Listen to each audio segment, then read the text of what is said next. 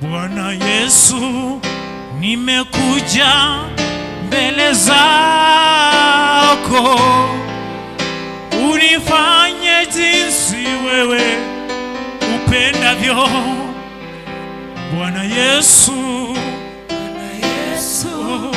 nimekuja mbele zako, unifanye jinsi wewe Bwana upendavyo. Imba Bwana Yesu, nimekuja Bwana mbele zako, Bwana mimi unifanye jinsi wewe Bwana upendavyo. Bwana Yesu, Bwana Yesu, nimekuja oh, mbele zako, unifanye jinsi wewe Bwana Bwana Yesu,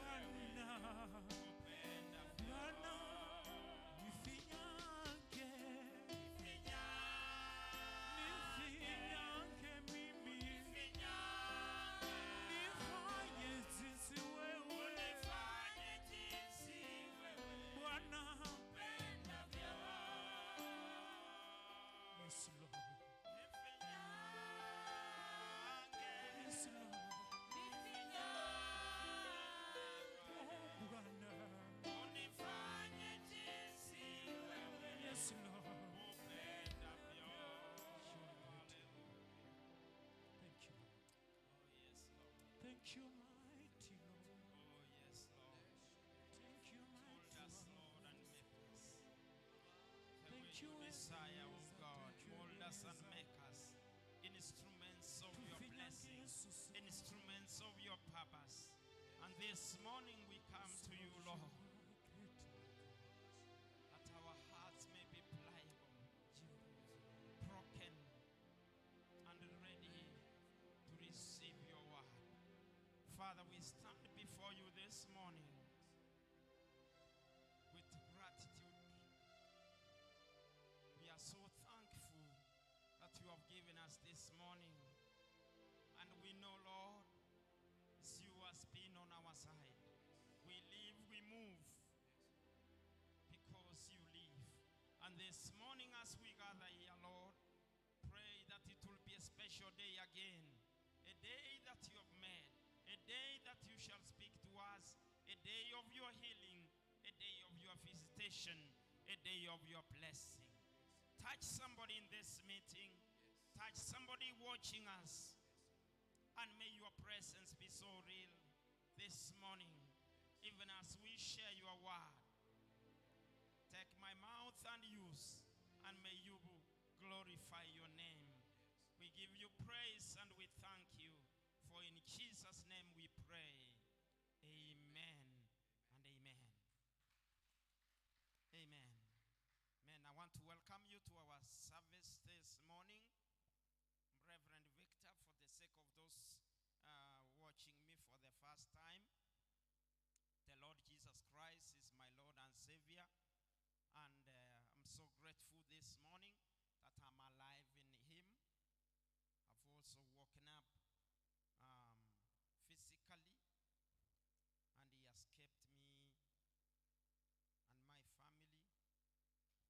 I also want to thank God for you, that God has kept you, because I normally tell you you are my larger family. Please, if you can welcome somebody next to you, tell the person welcome to our Sunday service. And I bring you greetings from my family. I was not able to be with you last Sunday. And we are a family. We are a family.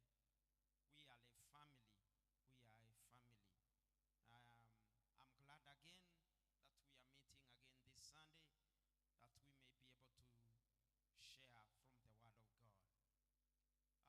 I want to go a little bit further to share on faith. But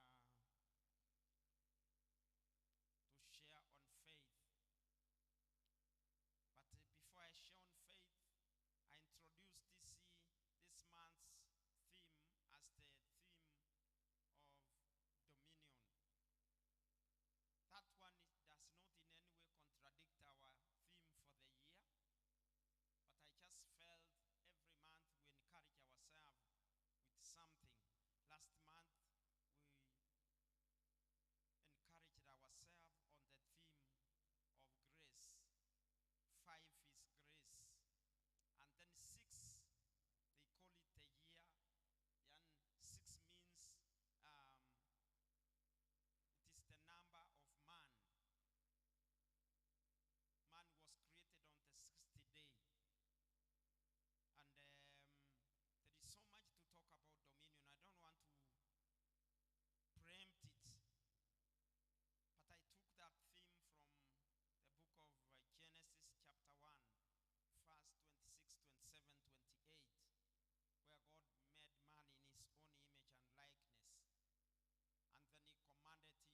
28, where God made man in His own image and likeness. And then He commanded man to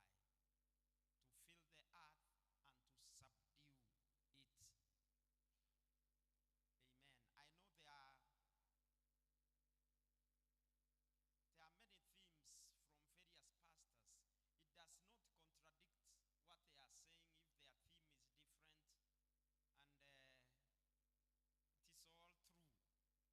So we cannot say the theme of another pastor is better than this one, but you belong to this church. So I've told you the way I felt in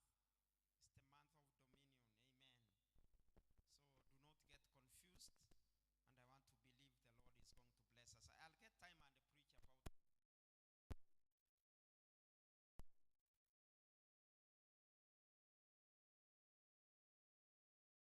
preach about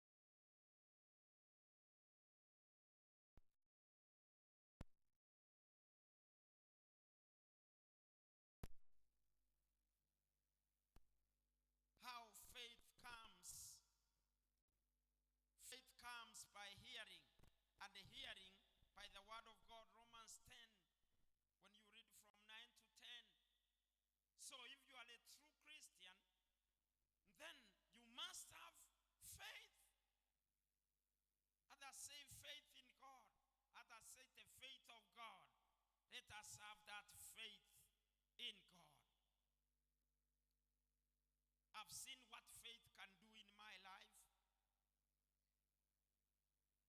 And I've been sharing many things about my life. Many of you belong to this ministry on how the Lord has walked with me and my family where we have come from. It has been a walk of faith. And I want to encourage us as we share, even on the levels of faith, that you as a Christian, you'll be strengthened and you'll use the faith that is in you to do the things of God, to walk your Christian life, to live your Christian life. Let us not live by sight, let us live by faith. Praise the name of the Lord. Bwana asifiwe. Amen. Already I've said faith is defined in the book of Hebrews 11. We don't have to look for another meaning if you are a Christian. Faith is a substance of things hoped for, evidence of things not seen. That is what faith is. And I've told you faith is a title deed. Before you see the land, faith is what assures you that what you are trusting God for is already yours. When you are given a logbook of a vehicle, for those of us who have dealt with vehicles or even border, that logbook is a very important document. When you have it, you are sure that you possess that property. That's why banks, you can take that logbook and they use it as collateral, as security. If you are not able to pay the loan, once they have that title deed, it's as good as they have your vehicle. Even if the vehicle is at home, they can take possession of it by the power of that document that they have. And I want to tell you, brothers and sisters, brethren who are listening to me, when you have faith, faith is a title deed that you can use to possess things in the kingdom of God. And that's why I'm taking time to share with you about levels of faith. The Bible talks about levels of faith. And level number 1 is having no faith. Having no faith.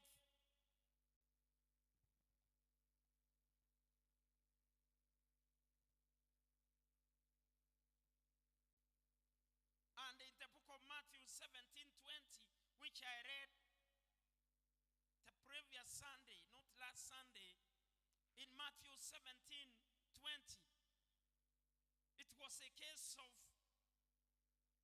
the disciples. They tried to exorcise, they tried actually to minister to a child who was demon possessed, but they were unable to deliver. They were unable to bring deliverance to that child. And then I think they were so concerned, and they asked why. Because Jesus later rebuked that demon and it came out of the child. So when they asked Jesus why they were not able to chase away the demon, this is what Jesus said. So Jesus said to them, because of your unbelief. Unbelief, when you don't believe, means you don't have the belief, you don't have the faith. He told them the demon did not go because of your unbelief.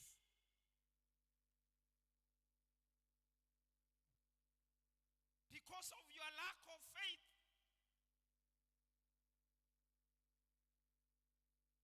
For assuredly I say to you, if you have faith as a mustard seed, you will say to this mountain, move from here to there, and it will move, and nothing will be impossible to you. So in this instance, Jesus rebukes the disciples. He had walked with them for some time. He had taught them, he had showed them, he had modeled faith, but they had not gotten hold of this faith. And he told them, this demon refused to go because of your unbelief, because you lack faith.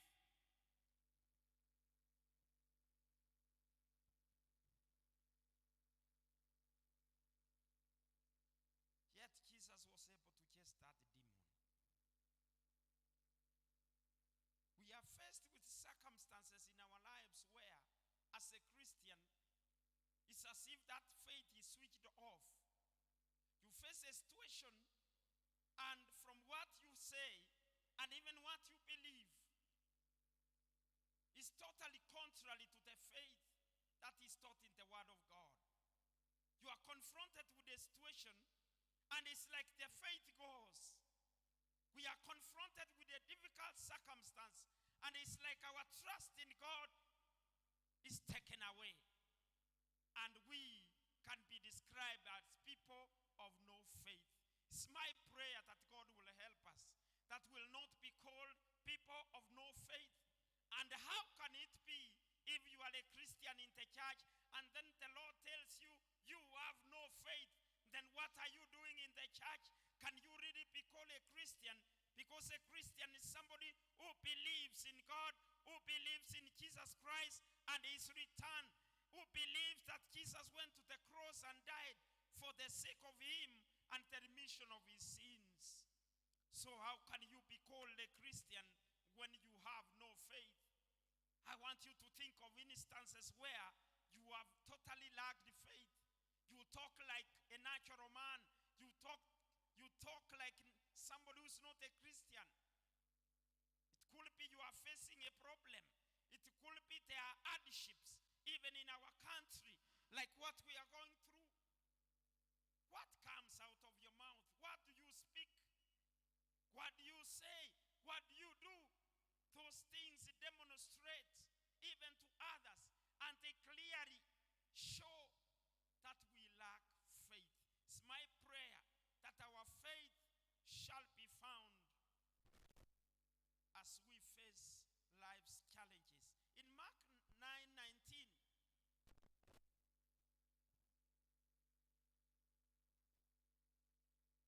Mark 9:19, let's read. Mark 9:19 is also found in John 20:27. It's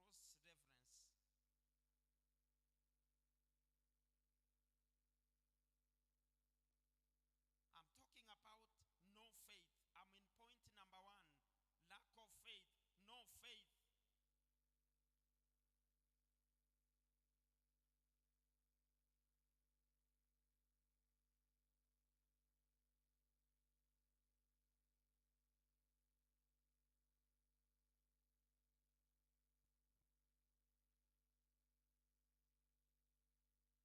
This was also a case of somebody who was having a problem, a sickness, I think.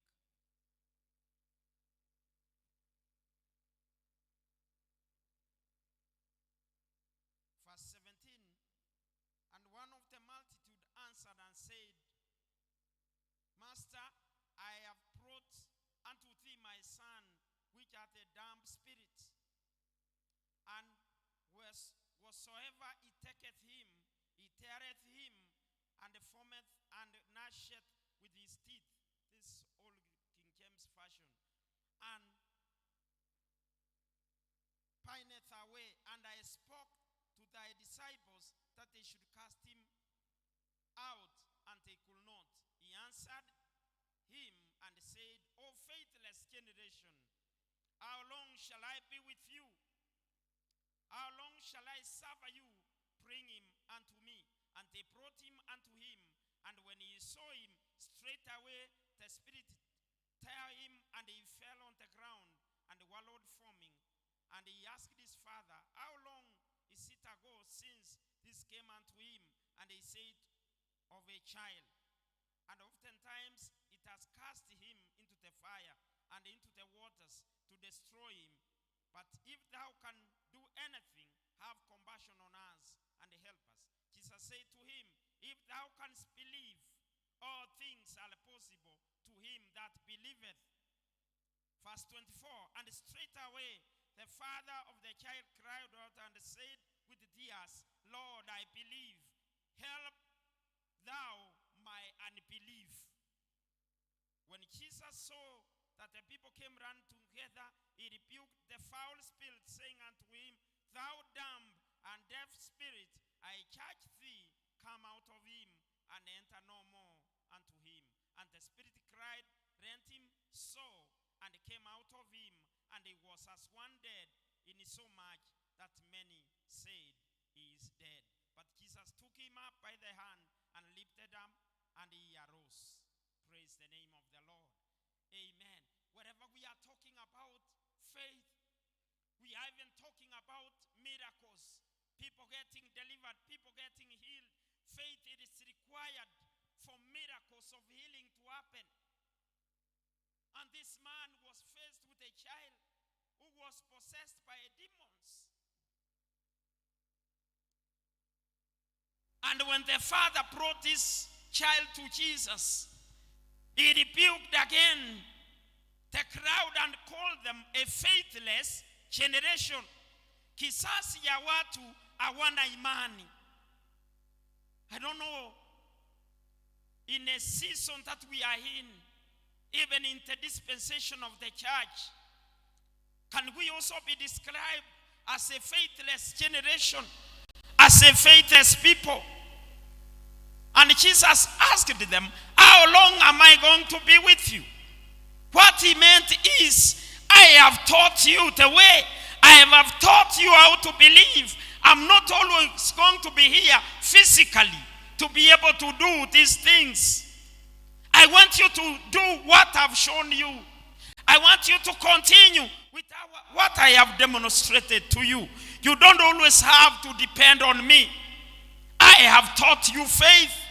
You should be doing what I am doing. And even rebuked the father of the child, and he told him, you should not be faithless. And I want to speak to us. May you not be faithless in the name of Jesus. In whatever situation that you are facing, may you not be like this father who was faithless. Jesus has to do a little sermon for him, to preach to him, to build his level of faith, until he came to the point and said, Lord, I believe. First he prayed and said, forgive my unbelief. And he said, I believe. Because Jesus told him, if you can believe. So there was no faith. Even as he brought this child to Jesus, there was no belief. There was no that conviction that the child is going to be healed. Haven't we gone through motions of things, even the motions of prayer? And yet we really don't have faith. We don't believe that what we are saying is going to come to pass.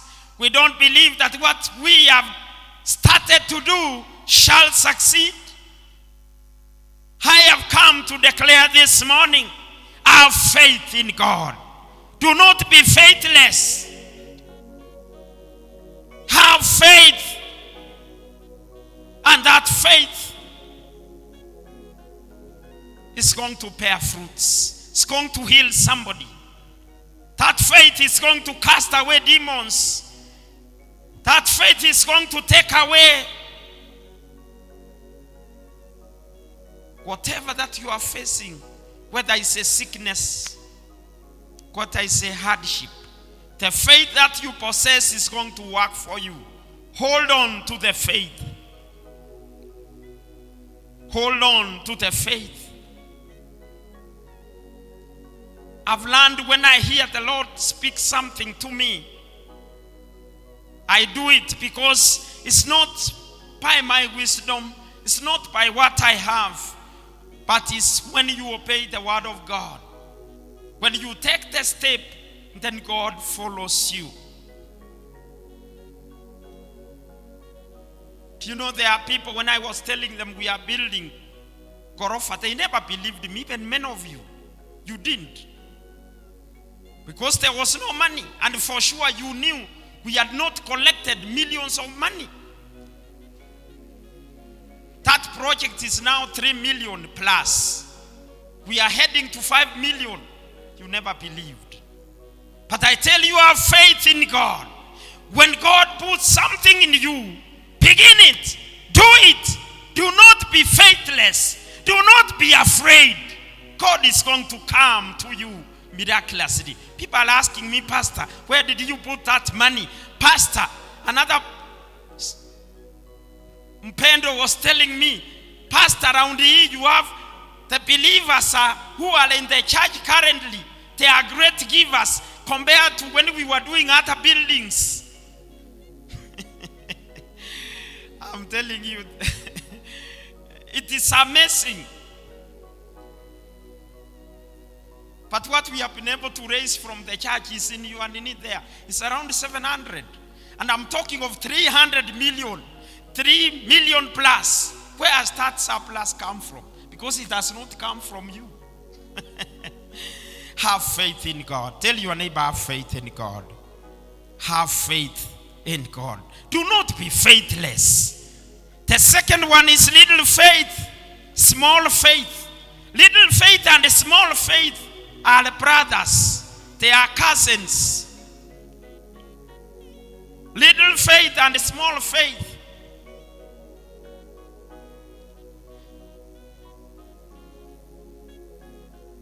While being faithless is worse.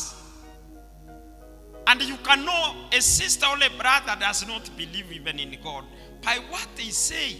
Because out of the abundance of the heart, the mouth speaks. Ile imejaa ndani yako ndio nani. Mtu anasema, "Hai, tutakufa. Hai, hii corona itatuua. Hai, hii njaa ya mwaka huu ni mbaya. Ha, uchumi hii ni mbaya zaidi kuliko miaka yoyote. Hatutafaulu, we shall not make it." Those statements show your lack of faith. When we believe God, we believe in the supernatural. The things we see may be facts.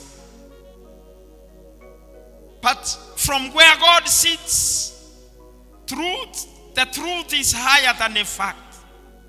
It is God who controls the universe.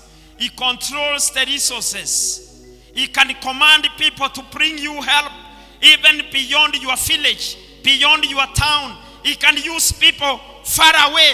He can even speak to some people in a dream and they bring you what you need, even from America, even from Europe. And you are in Bomet because God is God. So being faithless is worse. But having little or small faith will also not do you much. Kuna kaimani kako kidogo, lakini hiyo imani haitoshi kusababisha mambo yafanyike ya kiroho katika maisha yako.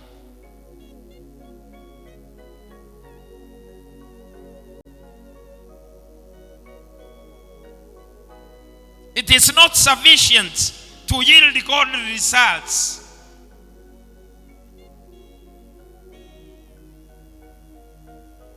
In Matthew 6 verse 30, Jesus was speaking to his disciples. He was molding them. He was showing them the way. And they were so worried that they were following Jesus and wasting their time. They did not have time to go and till the land and sow crops. They didn't have time to go and do fishing.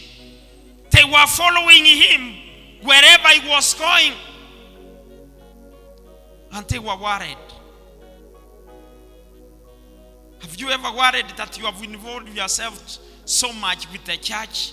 Have you ever worried that sometimes you have not done much in this natural kingdom? You are not alone. The disciples were worried.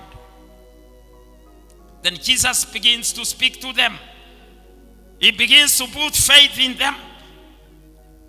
And in verse 30, he says, wherefore, if God so clothe the grass of the field, which today is and tomorrow is cast unto the oven, shall he not much more clothe you, O ye of little faith? So they were not worried kununua ndege. They were not worried of kununua shamba. They were not worried of building a permanent house. You know, those are the things which worry this generation.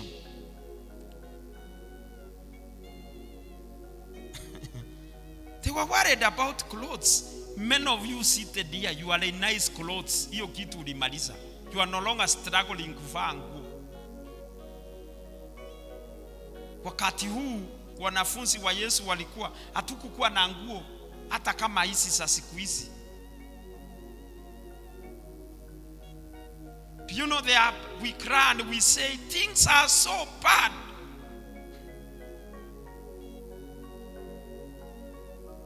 They are very bad. During the time of Kibaki, things were good.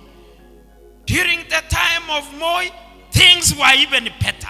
I want to ask you, what did you have during wakati wa Moi? Ulikuwa na nini? Wakati wa Kenyatta ulikuwa na nini ambayo imepotea wakati Uhuru Kenyatta ni president? What have you now? Ni nini ulikuwa nayo imepotea? Kama wewe hujapoteza kitu, wacha kudanganya na kuhide. Eti wakati wa Moi maisha ilikuwa mzuri. Eti mkate ilikuwa inauzwa shilingi 2. Hiyo mkate ulikuwa unaikula. Mkate was a special delicacy for some people. It was not for the ordinary. Hiyo mkate haikuwa affordable to anybody. These days almost everybody anakula mkate. Hello? I'm not trying to sound philosophical.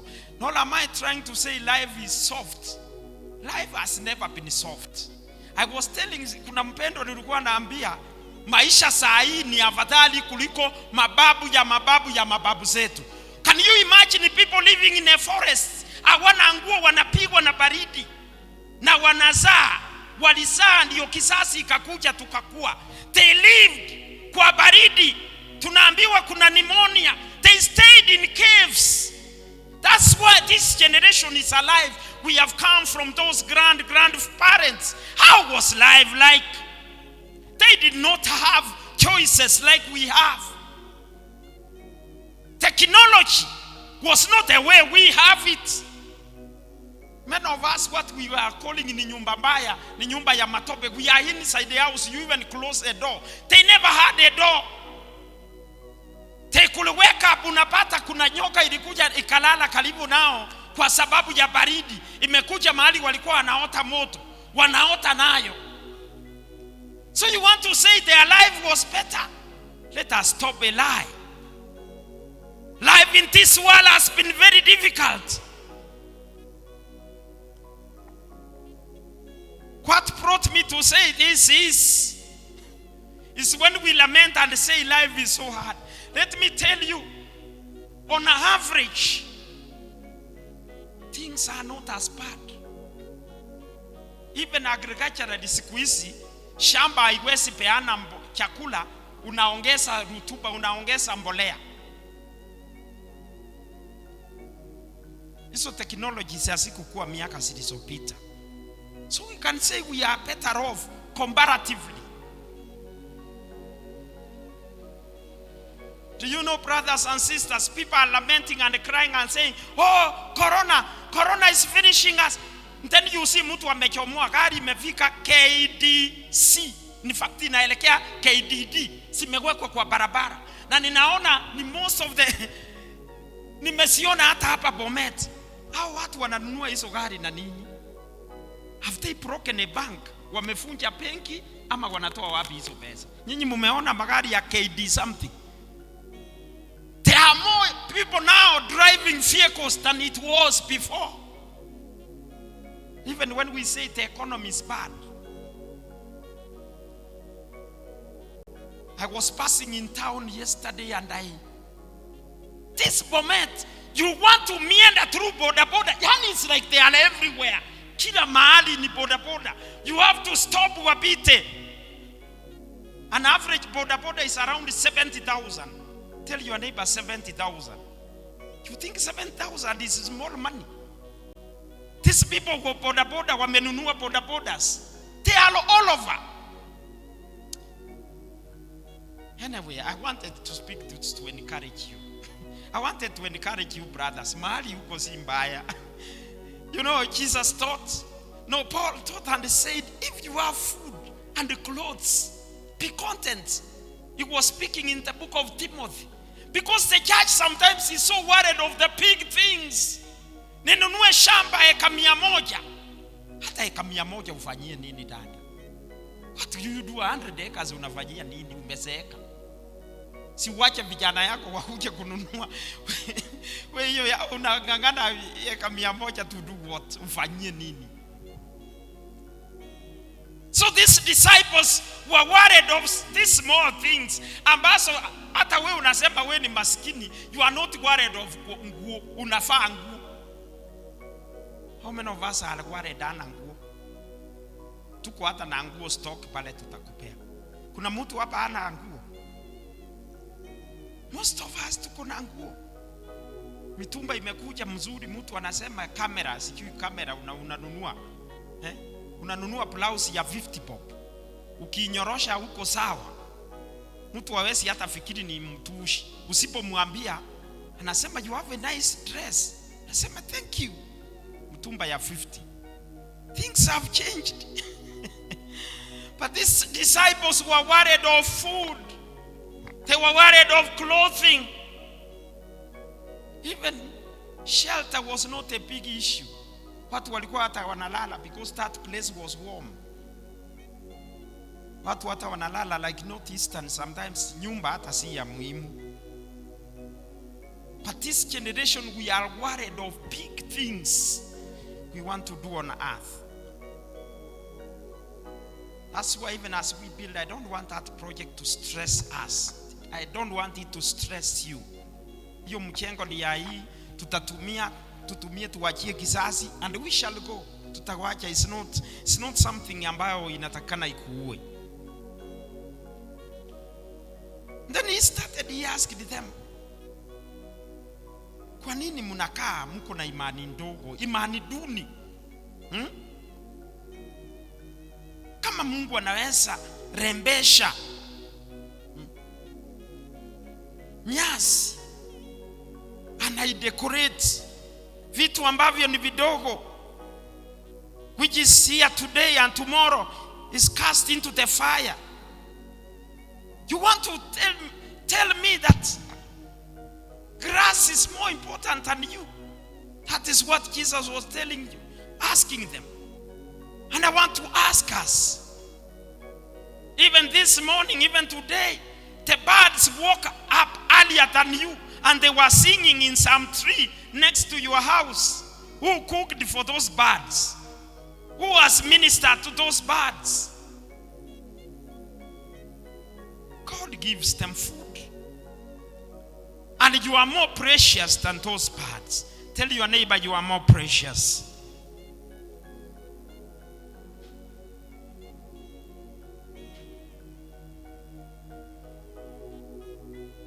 So let us not be worried of sijui sikiachenga nyumba kubwa, sikiachenga sijui nini. Let us have dreams. Dreams are good. Dreams of having a better house than where you are. Taking your child to a better school. Those are good dreams. But they should not make you sick. They should not stress you. Mpaka unaanza kukonda. Inakuwa your main preoccupation. Unateseka ukifikiria vile utachenga. Let us have great faith. He told them, ye of little faith.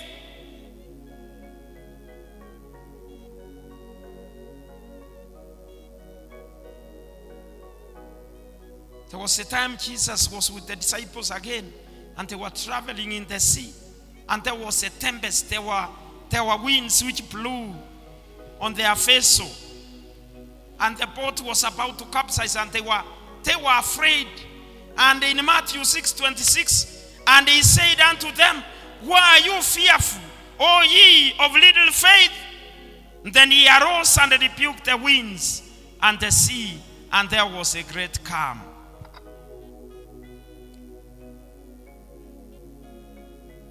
In Matthew 14:31,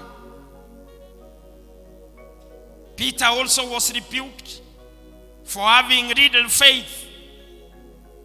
As he walked towards Jesus, the Bible says he began to sink. And Jesus asked him, why did you fear? Why did you doubt? So little faith, if you are jotting something down, small faith is always accompanied by doubt. How will you know your faith is little? Unaamini kidogo, tena unashtuka, hii haitawezekana. Unaweka taswishi, that is doubt. And when you doubt, the Bible teaches even in James 1, you will not receive anything from the Lord. James 1:3-4. Whatever that you believe in God, you must have faith without doubting. Every time you are fearful, you want to do something na unaogopa, ni ishara kwamba imani yako ni duni, imani yako ni ndogo. May your faith grow. Can you say, Lord, help me that my faith shall grow? Little faith fears. Little faith doubts.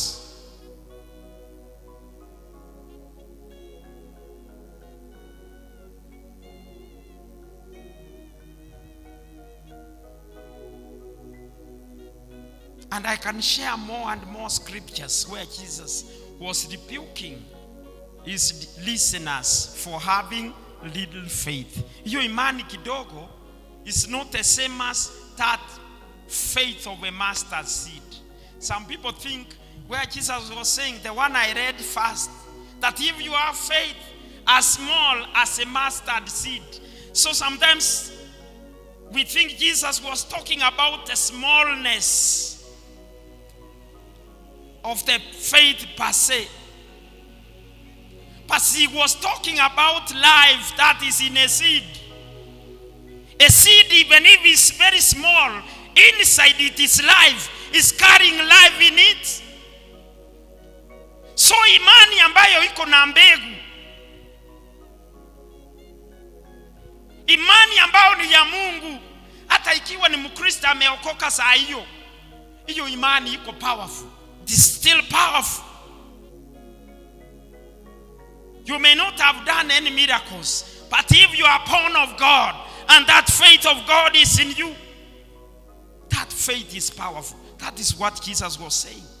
But kuna imani ya hofu. Kuna imani ambayo ni ya hofu. Kuna imani ambayo watu wanakuwa na taswishi. Hiyo imani ndiyo haifanyi kazi. Unaomba kidogo tena unasema hii kitu haiwezi fanyika. Unaamini for one day, one week, you just give up. Unaona hii kitu haiwezi make. So little faith gives up haraka sana. Unaamini haraka tena inatoka. Unaona kama hii kitu haiwezekani.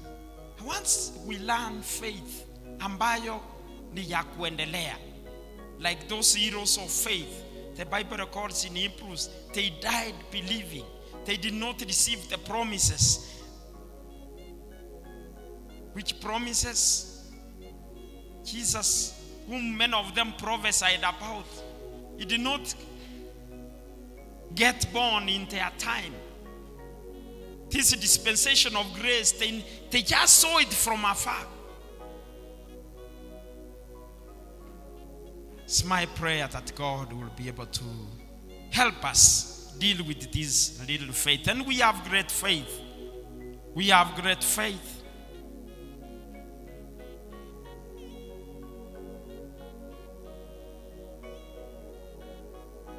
When Jesus was speaking to a Roman centurion in Matthew 8:10, he came across great faith, and he commended him for that great faith.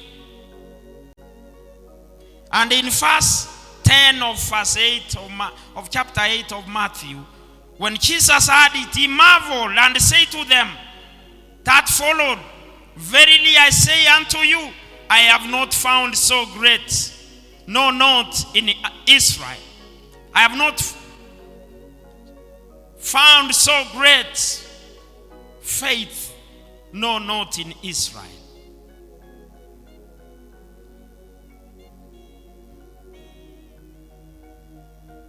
You know, this man alisema niko na mgonjwa. I have a servant who is sick. Then Jesus said, I am going to come and minister to him. And then this man began, actually turned the message, and he said, you don't have to come to my house. I'm so small. Just speak a word from where you are, and my servant is going to be healed.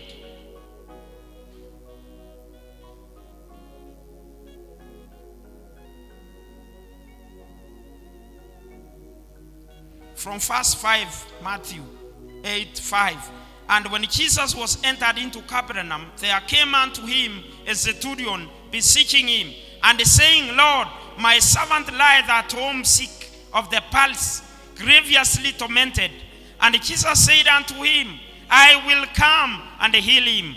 Verse 8, the centurion answered and said, Lord, I am not worthy that thou shouldst come under my roof, but speak. But do what? Speak the word only, and my servant shall be healed.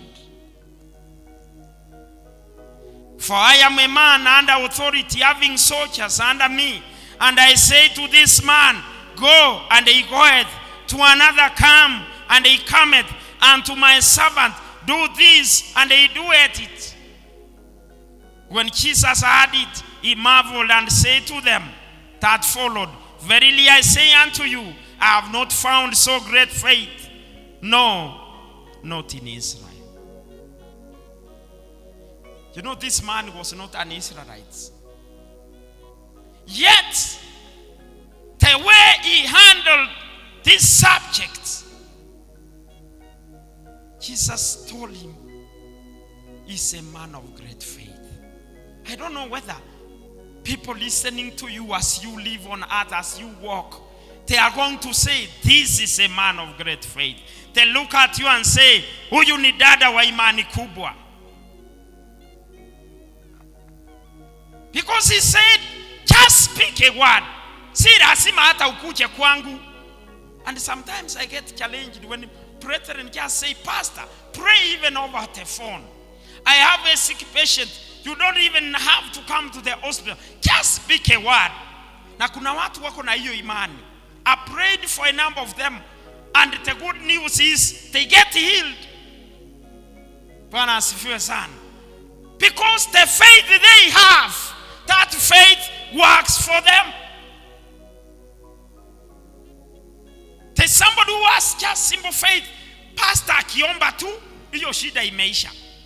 You know, that's faith.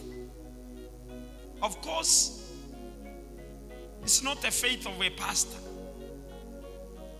But some believers, the God they have seen is the pastor. They have never seen God. The demonstration of God is the man of God, the servant of God. So while we are praying that believers' faith grow, kuna wala anasema speak a word. And you pray for somebody, unapata amepona. Anakuambia, vile uliomba pastor ukamaliza, mtoto alikuwa ameshindwa kukula, alianza kukula. That is faith at work. And I commend you. I commend that great faith. In many cases, people receive their miracles because of their belief in God. I know kuna ile Mungu anafanya supernaturally. Even when you have not believed, unaweza shikwa na ugonjwa na unapona. Out of God's sovereign mercy. But in many cases, when we read scripture, healing is related to the faith of the person anayeombewa, and the faith of also those people who are around, who are also praying. It is a union of faith. Tunakubaliana kiimani kwamba hili jambo litafanyika, na kweli litafanyika. Bwana asifiwe sana. How many of us are following me? So may you have great faith to do even impossible things. Matthew 15:28. Then Jesus answered and said unto her, O woman, great is thy faith, be it unto thee, even as thou wilt. And her daughter was made whole from that very hour. I don't have time to elaborate much of this. But this woman again in Matthew 15:28 was commended for having great faith.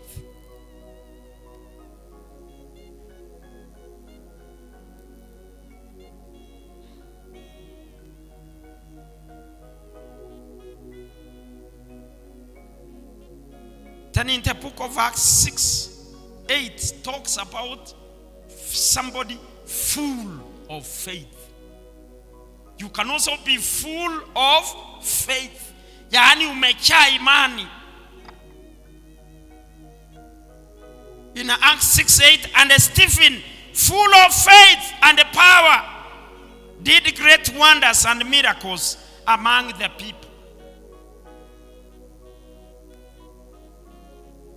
There is no miracle without faith. And Stephen was full. Can you say full? Yaani amejaa imani na nguvu ama uwezo wa Mungu. May our prayer be that God will fill our cups of faith. Hiyo kikombe kichae ya imani. Imani kuhusu mambo ya Mungu kufanyika kwa maisha yako. May your cup be full. And when the cup is full, we'll begin seeing things of God, miracles, God working in the midst of people. I want to stop there and you stand up.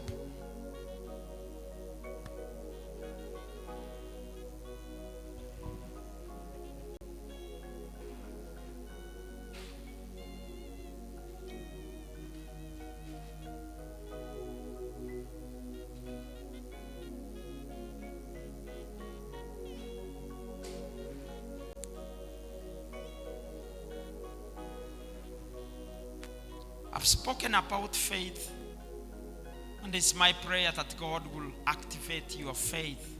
If you are not born again today, you can be born again and you begin. And then those of us who are born again, let us deal with being faithless and yet you are a believer. It's a contradiction. How can we be unbelieving believers? Let us deal with little, small faith.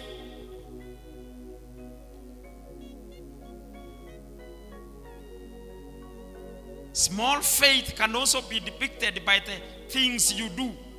There are people who walk in comfort zones. Hawataki kufanya kitu itawasumbua. Yaani kuna ile mahali umesoea.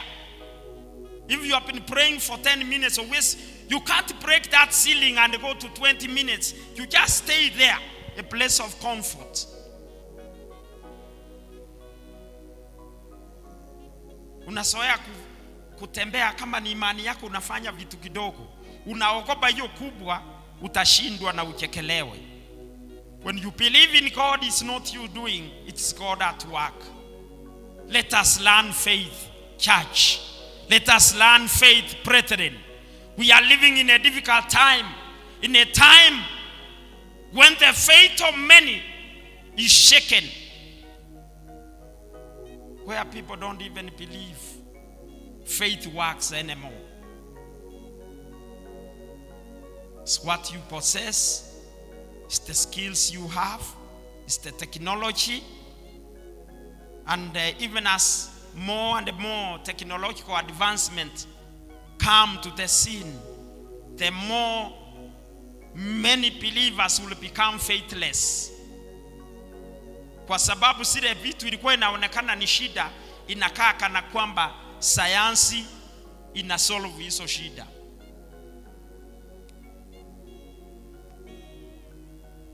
But to do the things of God, faith is needed. I want to pray with you. And I want to encourage you, stir your faith.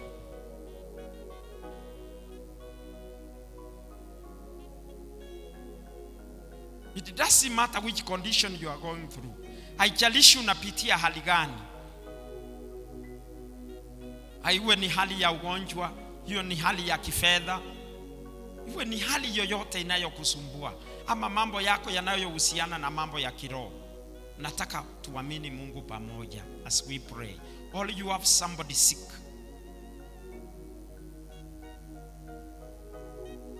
And I'm going to raise my hands up and pray with you. And I want to believe that the power of God will touch you where you are. That the faith of God is going to move and touch us in the name of Jesus Christ.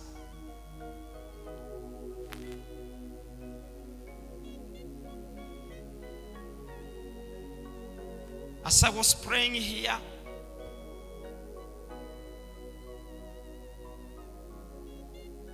the Lord brought something to me. I knew I'm going to speak about faith. Then he showed me his hands like this. This congregation and people are seated in mpaka huko. It was in a congregation and he told me watu watapokea. Bwana asifiwe sana. Nataka ninapoinua hiyo mikono, I'm not God, but I am a representative of God. God cannot come here physically and raise his hands, but I raise my hands. I want you to receive by faith in the name of Jesus. Sometimes it's not even how much you preach, so much is by obedience, by hearing what God is saying.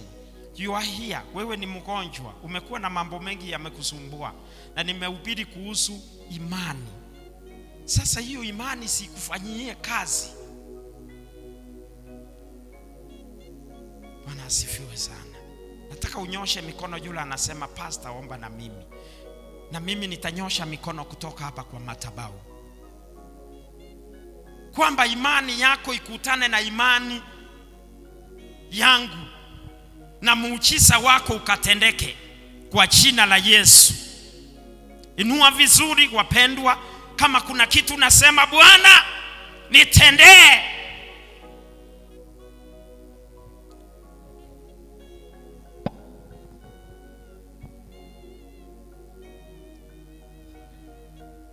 I want you just to believe God as I pray.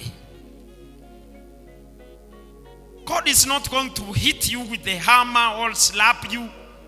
You may not even feel the shaking, but I want you to have faith that something is happening in your life as I pray.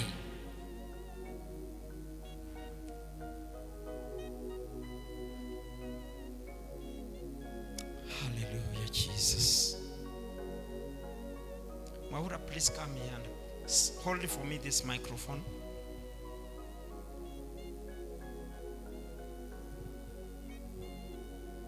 Father, in the name of Jesus, thank you for your people this morning. I've shared about faith, the levels of faith. And every time people had faith, miracles happened. Miracles of healing, miracles of deliverance. Father, I stretch my hands up as you had shown me, that you will touch somebody, that you will heal somebody this morning in their situations you shall heal them. Now I release your word to where they are. Let them receive according to their faith. I release healing. I release breakthrough. And I decree and I declare what has tormented them is coming to an end. Now receive in the name of Jesus. Receive your miracle in the name of Jesus. Be healed even from difficult sicknesses and disease. Hata magonjwa ile imekataa kuacha itii neno la Mungu, na ukaponywe. Bwana na akakuguze. May his presence touch you. May his presence heal you. And every sickness and disease be destroyed in the name of Jesus. I want you to touch where you are not feeling well, if you can touch. I send the word of God for your healing from this altar. I send the word of healing to your body, to your organ. Kila hali ambayo inasumbua, ninatuma neno la uponyaji. Hizo ulcers zikaende. Stomach pains zikaende. Hiyo mgongo inauma ikapone. Hiyo shida inasababisha mimba kutoka ikaishe kwa jina la Yesu. Na hiyo mimba ubebe tu full term, mtoto asaliwe. Ninatangaza rehema za Bwana, mkono wa Bwana juu ya maisha yako, juu ya kila ugonjwa. Hiyo kichwa inauma mpaka ujui ni nini, uponyaji. Ninatuma uponyaji kwa hiyo kifua. Ninatuma uponyaji kwa hiyo damu ambao wamesema iko na kansa. Ninatuma neno kwa hiyo damu inakimbia, ikatulie. Kwa hiyo sukari ikaende chini, ikakue sawa. Ninatuma neno kwa kila hali, mapepo yakatii na yakaondoke. Ninatuma neno kwa hiyo hali ambayo umekwama, uendelei, unang'ang'ana kifedha. Natuma neno, hiyo hali ikaondoke na ukainuke tena kwa kiwango kingine kwa jina la Yesu. Bwana akakubariki, Bwana akakusaidie, akakuondolee kila njama na kazi ya shetani. Ninapoinua mikono, ninakausha every works of darkness in the name of Jesus. Every demonic activities, every witchcraft, every charm, let it dry up. Let it not succeed. The words which have been sent by sorcerers and wizards, even last night, targeting you, targeting your children, it shall not prosper. I decree the power of God upon your life. And may you be men and women of faith, and let this faith work for you from now. In the name of the Father, the Son, and the Holy Spirit. Amen. Can you say, I receive? I receive by faith. I believe that you have done it in the name of Jesus. Let us give God a hand clap.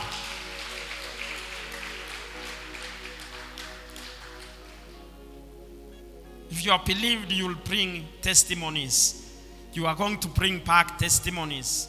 We have believed God for some wadada wamechifungua, wameshika mimba.